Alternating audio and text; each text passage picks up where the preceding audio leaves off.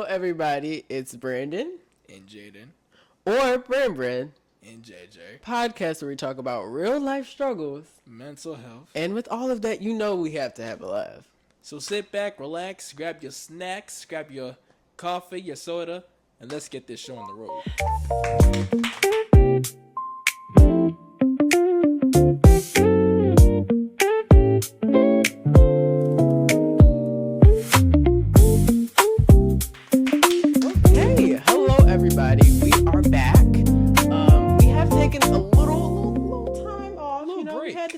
Time off, but now, as you can see, we're back and better than ever. You can see us this time. We have microphones, we have a nice set, we here, and we got nice camera people, we got a crew. Clap it up for the crew. Yes.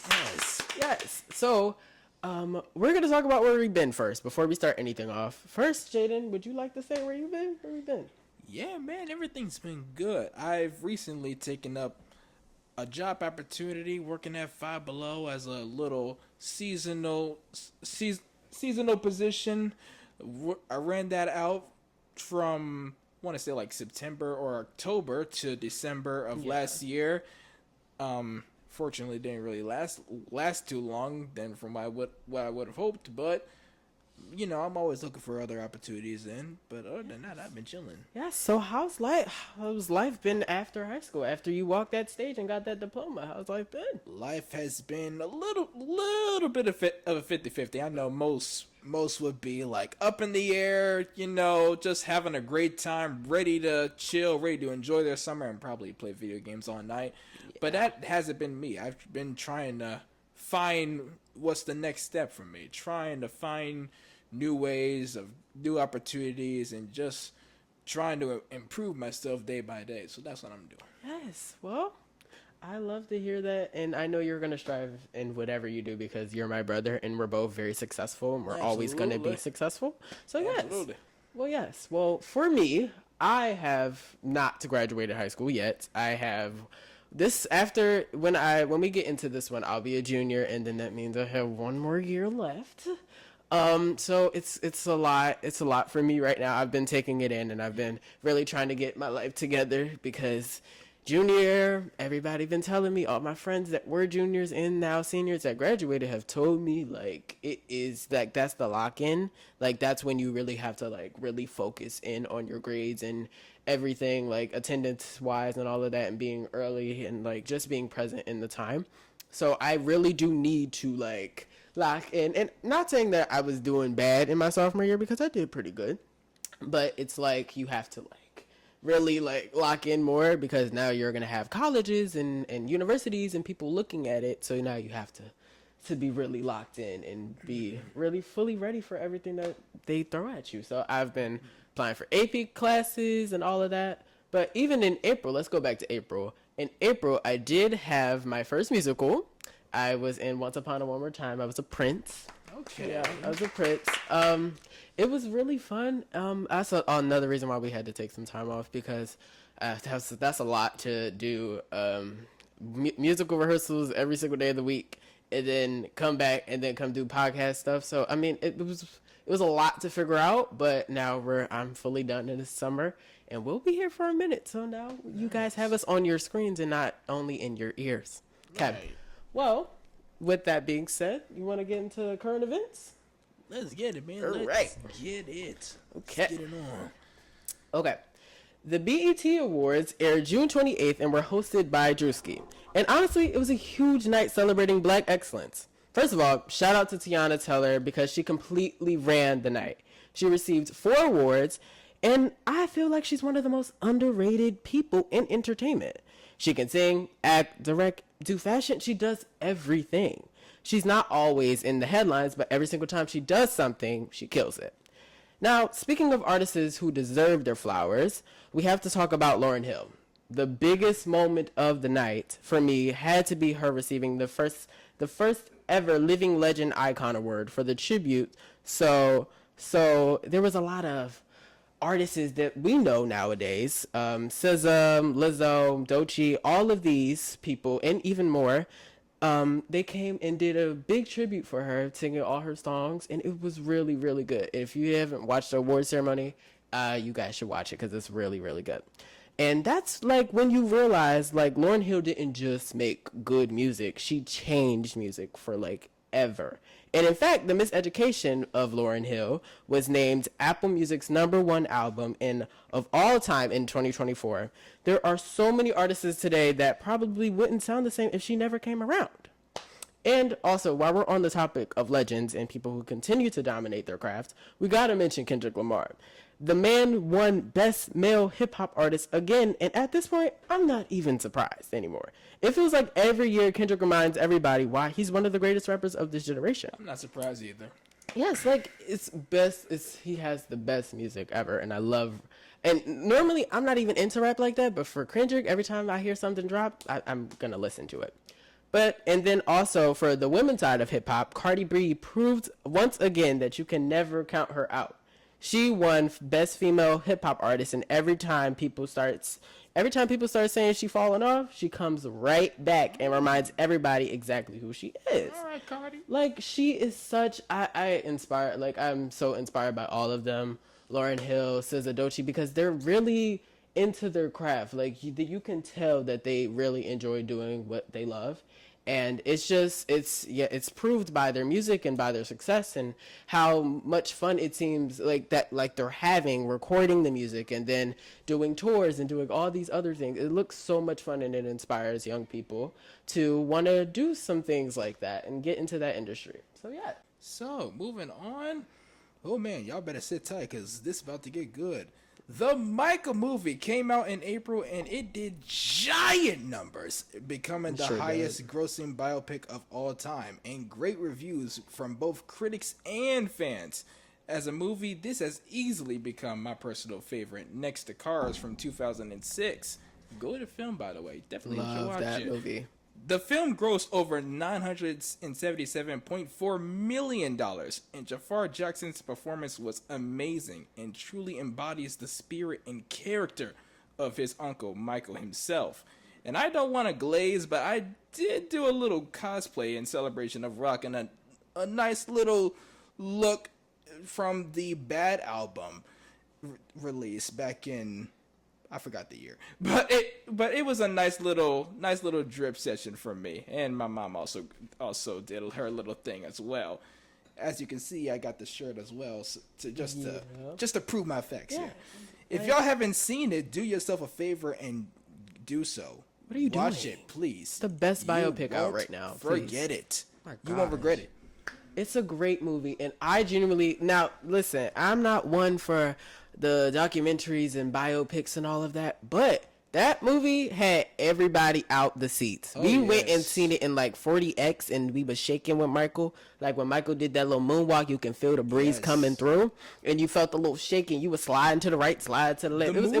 It was a very cinematic experience. This is not just a movie, y'all. This is I promise you, when you watch it, you have to see it. It's more than just a movie. It's an experience. It feels like you're actually in the concert watching Michael moonwalk and on stage, just doing his thing, just sharing his love to the world, and through music. It's just a really nice inspiration, and it's beautiful to see. And I'm so proud that Jafar impacted that role so perfectly. And then Coma Domingo, my God, was he a villain? That whole cast was just crazy. Nia Long, Jafar Jackson, Coleman Domingo. Those are like amazing actors. And shout out to the young Michael. Oh my God.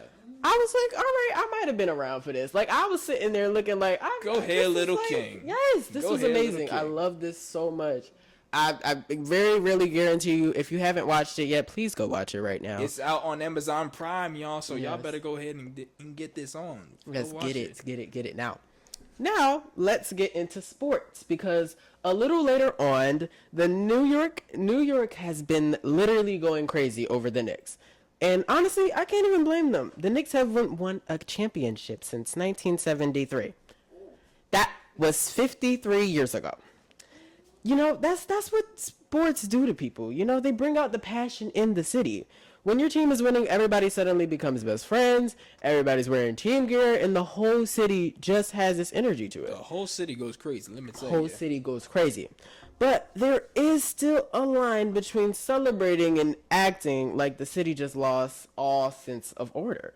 And Knicks fans definitely teeter-tottered with that line a little bit. But it was fun to watch all of them really just like enjoy their time. I've seen some videos and I've watched some people vlog it. Some people vlogs going into the games, going from game 1 to game all the way up. But I seen it and it seemed like a really life-changing experience. There were people crying, people like getting crazy. It was amazing and it seemed like a great experience. And it brought me back to when the Eagles won the Super Bowl. I was really into that and I was really just in awe and I was so happy. I wanted to go out like right when they had that parade. I made sure that I was out there and celebrated with my team. And I made sure, like me and Jaden and my dad went, but we made sure that we were out there so we can celebrate the Eagles. Mm-hmm. But there is a line that we cannot cross with being safe. Oh, yes. A lot of people's lives were in danger during that celebration. There was buses that got lit on fire. Why was that a thing that happened? Listen, I'm fully with celebrating and showing your whole pride for your team. But now blowing up the school buses, what they got to do with anything? I don't know what I don't even know why the school buses were there in the city at the time in the moment. Now I can see they were on the buses before, but then they started blowing up the buses. They were on top of them, but then they started blowing them up. Now, like, I don't think the fire should have been anywhere in it. I mean, some people like to burn jerseys of the other team, and that's okay. As long as it don't get nothing crazy and it's just like you can stomp it out afterwards, that's fine. But when you start blowing up buses, and it's already a tight like street. Like, I mean, well, they are in Times Square, and in the videos that I've seen, they were in Times Square. But there are also like millions of people in that, thousands of people in that whole street. So it's kind of enclosed, and you can feel, if God forbid somebody was like claustrophobic, like you can't get away from that because it's just a bunch of people there. So it was a big safety thing, and I think that was a little crossing the line, but I really enjoyed watching the game. I watched the game live, and it seemed really fun. It was a great experience, and I was cheering them on, even though neither one of my teams made it. But that's fine. You know, it's okay. It's okay, because we always have next year. So I think that it was a good experience, and I really hope. I think they got some. We going to look into it. Jalen Brunson, they doing pretty good, so I need the 76ers and the Lakers to kind of really practice, because They looking really Let's good. Not right play now. around. Looking really good. Let's not play around this time. Yes. If you can lock in, trust me, you can win this easily. So prices, let me tell you, y'all, prices have been skyrocketing and increasing for many consoles, such as the PS5, the Xbox Series S and X, and even the newly released the Switch 2. When the Switch 2 first released last year, many, even myself, complained about their original price of $500. And now with them raising it up more, it's only going to cause more of an outrage. This wasn't how it was before, with the games originally being $50 to $60. It was still expensive, but reasonable. The funny thing is, the games are decreasing their prices from $80 to $90. Let me tell you, that was crazy. Worst decision Nintendo had made. But the Switch 2 is upping everything. It's insane how much it could go now. I've collected some games, and it's not bad. Games including the newest Donkey Kong and some of the Mario spin-offs. They're all fun titles, and I will say that the Switch 2 has had a bit of an upgrade as far as resolution, and even with the model. Like, it's completely different from the last original Switch we've had back in, when was that, 2017, 2018? Don't really remember too far, but that's how much I can remember, because that's how much I played it. Yeah, you were on that heavily. You were on Listen, there like it was fun. The Switch is by far one of the, I don't want to say one of the, probably the best modern handheld since the DS, and personally. But if you would like to get your hands on the Switch 2 for yourself, I would recommend purchasing it around Cyber Monday for some possible good deals, and strong on the possible, because you'll never know if things are going to go uphill or downhill from here. So just wait around until Cyber Monday. Just see what you can do to find. But if your kids want to switch to, it's best to probably not get her now. Just wait on it. Well, that is all of our current events for today. So we have a new segment called the Keys Courtroom. And the Keys Courtroom, basically what that is where you guys, the viewers, give submissions of some real stories that you guys have or have been put into or friends, and you just share it with us. And you put it in a Google form and we read it out so we can judge if you are guilty or not guilty. And I think this is a good segment so we can interact with you guys more, and then you guys can, we can just interact and talk back with you guys. So this is a good way of being with our viewers. Social with our viewers. Yeah. Yes. Okay.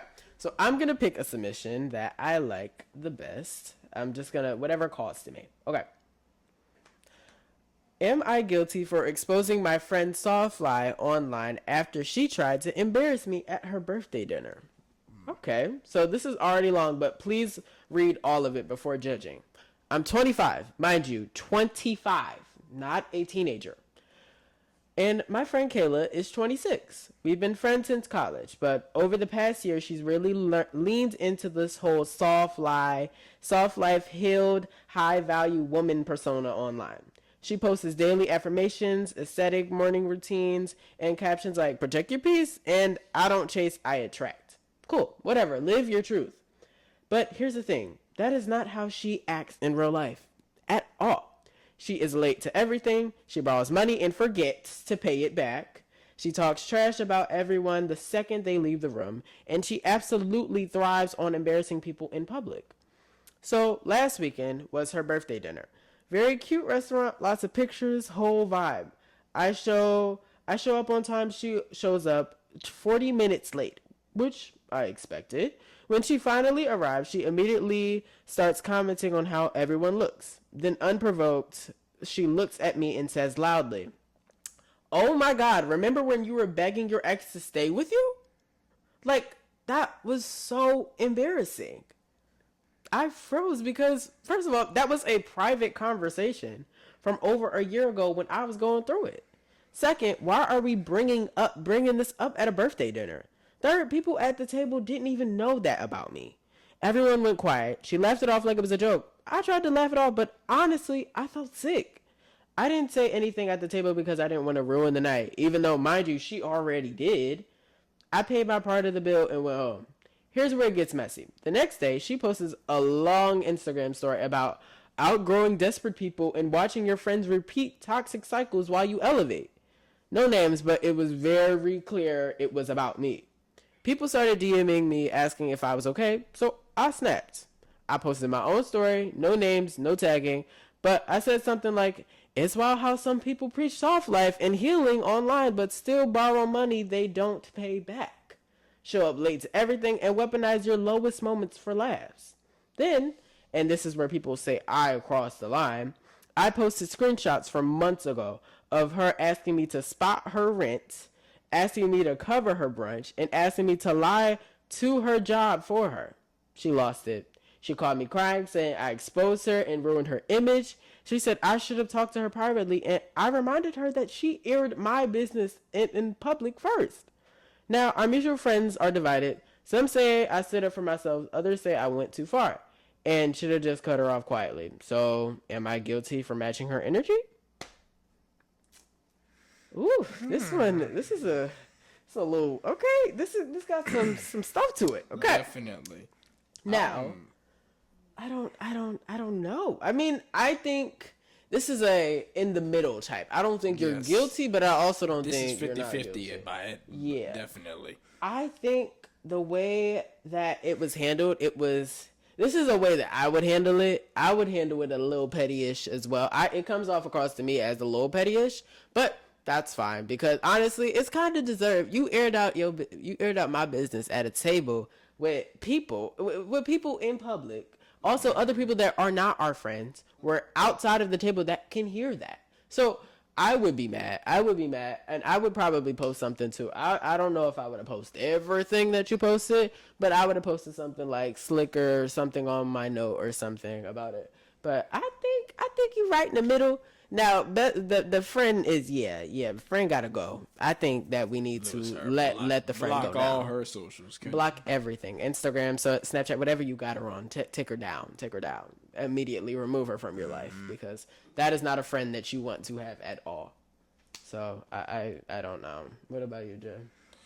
Yeah, like I said, it's really just a 50-50 for me. I can't really say that you're 100%. I can't really say that you're 100% wrong, but then again, matching each other's energy just isn't really right for me. Especially if you're in a public setting doing all that, it's not gonna come across appropriate, especially in that type of setting. Now, maybe if it was in a private place, maybe you could have just have a one-on-one on the phone. That would have been a little bit more of an appropriate approach.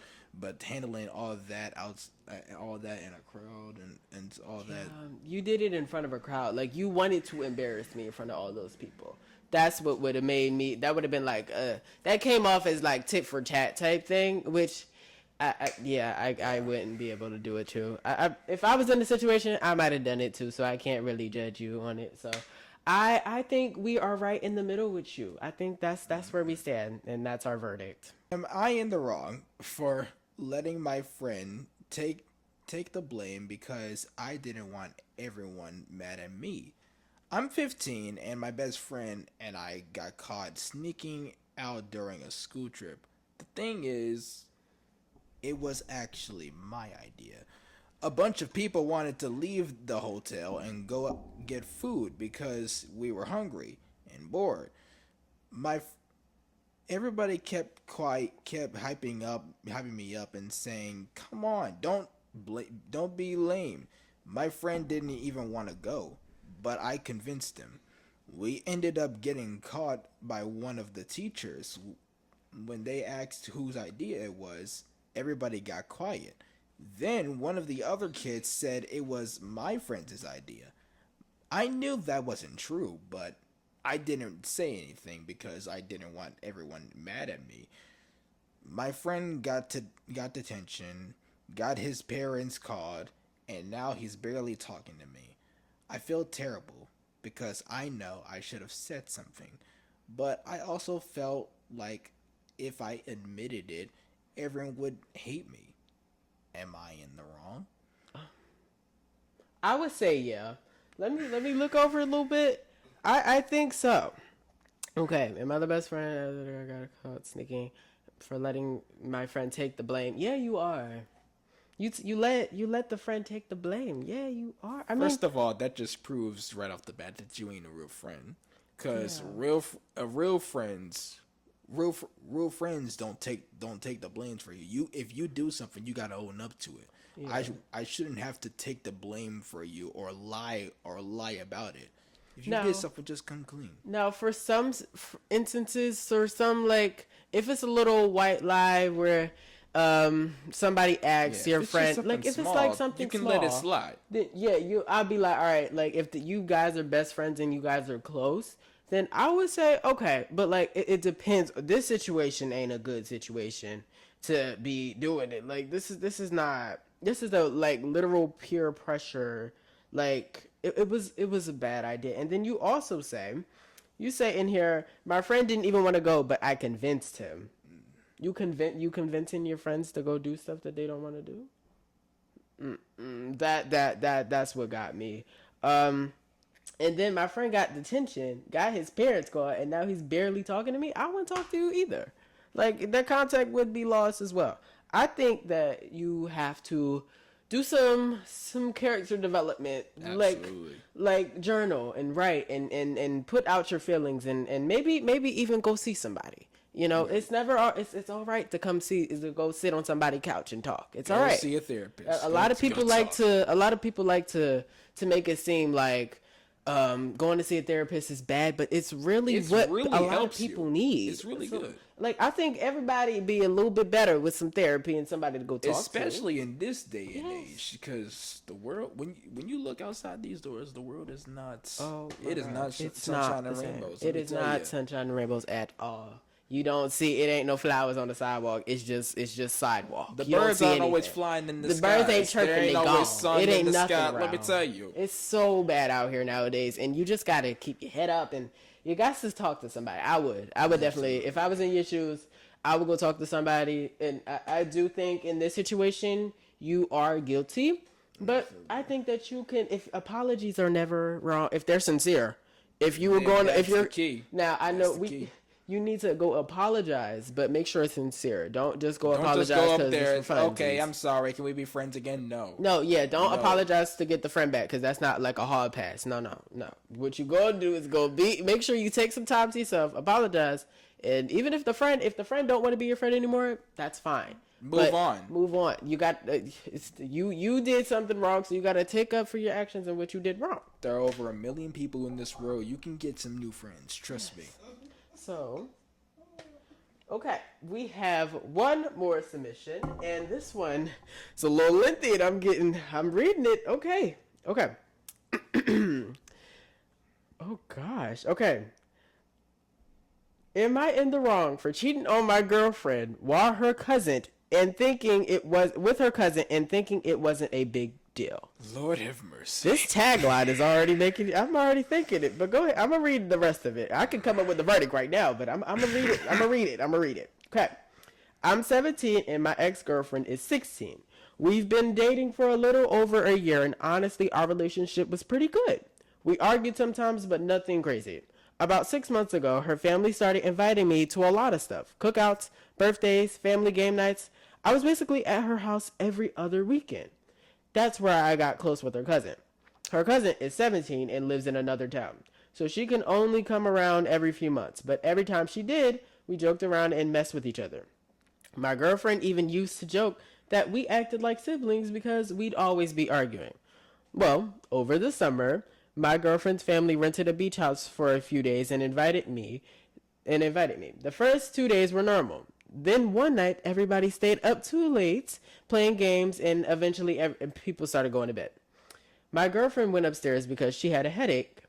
I stayed downstairs with her cousin because we were watching a movie. That's already suspect. We ended up talking for a long time, and she started asking me questions about my relationship. I told her things had been kind of boring lately, and that my girlfriend and I didn't spend enough time together anymore. She basically told me that my girlfriend took me for granted. I know I should have shut the conversation down right there. I didn't. We stayed up talking until like 2 in the morning, and eventually she kissed me. I kissed her back. Nothing has happened that night, but the next day it was all I could think about. For the rest of the trip, we'd find little moments to talk alone. On the last night, everyone went down to the beach to watch fireworks, and we stayed back at the house because we both said we were tired. We ended up making out again. The worst part is I went upstairs afterward and got into bed next to my girlfriend like nothing happened. Oh, God. Oh, I didn't tell anybody. A month later, my girlfriend's cousin comes back in town for another family event. I figured we just ignore everything and move on. Nope. We kissed again. This time, my girlfriend's little brother walked in and saw us. He didn't say anything right away, but apparently he told his mom later that night because he thought I was playing a prank. Everything exploded. Her entire family found out. My girlfriend broke up with me immediately. I would too. Her cousin and my ex haven't spoken since. And apparently family holidays are super awkward now because everyone blames me for causing drama. I know cheating is wrong, but I honestly think her cousin deserved just as much blame because she knew we were together and it still went along with it. Am I in the wrong? Girl, yes. I'm just going to come out the gates and say yes. Sir. 1,000 times yes. Let me tell you. let me tell you something. There's one thing I cannot stand in this world. It is a cheater. Okay? This is about to get real personal for a minute, but y'all, to all my brothers who are watching this episode of the podcast, please let this be a reminder to you. Do not cheat, y'all. Please, I know it may seem fun. I know it may seem easy, and that's the bad part. But trust me, y'all, it's not gonna end up. It's not gonna end up good when the more you think about it. You know what I want to do? Especially knowing the fact that you have a woman already. I'm gonna let you talk, cause the more I talk, the more I'm gonna get upset. We about to flip it upside down. Oh my God. Okay. The thing that I want to do, I want to watch. I don't even like documentaries, but I want to watch a documentary and see inside of a cheater's brain. Why would you think that that's the best idea? What gives you the common sense to do this in the first place? Why would you think that was a good idea? And even if you didn't, why did you do it? Like, it makes no sense to me. Why not just have a conversation with the significant other and be like, hey, I'm not feeling this no more. There's somebody else in the picture, and I want to see and explore that. But you gonna go behind her back, and like it's not gonna pop right back up in your face. You look stupid. You got her looking stupid. You got the one that you cheated with looking stupid. So now everybody look dumb, and now you the biggest dummy. With you just the biggest dummy. You look stupid. It's so dehumanizing to see crap like that. I hate that people really think that that's a good idea for people to do. That's not something. I don't know if you think it's cute. I don't know if you think you could have a roster or whatever. But it's too many people nowadays that think having a roster is gonna get you somewhere. You're not getting anywhere with that. I'm so sorry, but you're not going anywhere, buddy. Like, lock in, get a check, get a house, get an apartment, and like find a significant other. That's just something that, sorry y'all, that really hit home for me, because that's just a whole nother. It's all right. Take your time. Because let this steam out. It's just so dumb. I think that's the dumbest thing a person could do is cheat on a significant other. The key to a relationship. Let me rephrase that. The key to an honest, lasting relationship is loyalty. Why? Because loyalty equals trust. Loyalty equals that I'm feeling you. Loyalty equals that I am willing to take further steps to you. Loyalty equals that I enjoy you as a person and that I enjoy having you around. If you do not have loyalty, you don't have a relationship. You don't have a relationship. Put the fries in the bag. Pack it up. Bye. Pack everything you have up and just get out of there, because it's not fun. It's don't do it, y'all. It's just sickening to the core. If anything, it's just sickening. It pisses me off so bad. Like, that's just something that I will never understand.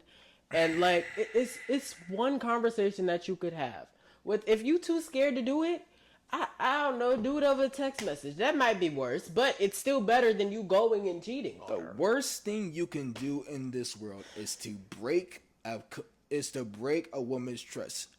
When you look at a girl and you say, I like you, that is a commitment.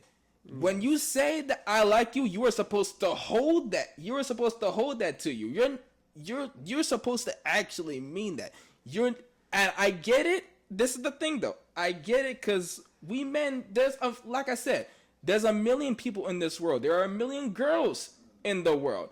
And oftentimes we will want to leave our girl, the first girl that we laid our eyes on, we will want to leave her behind and go sneak around and go find another chick that may seem potentially even more fine or better than that girl. But let me tell you, that may be fun to you, but it's not fun.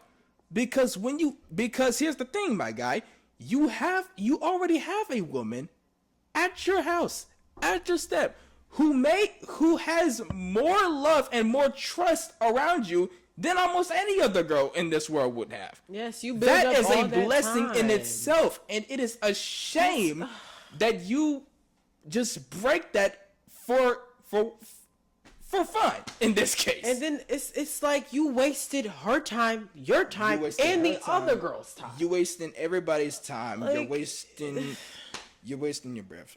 You wasted it. It just looks stupid. And if we rant, I'm telling you, I could say a lot of things, but this is gonna get unscripted and easily not for kids. So I'm gonna say this one thing that we done with it.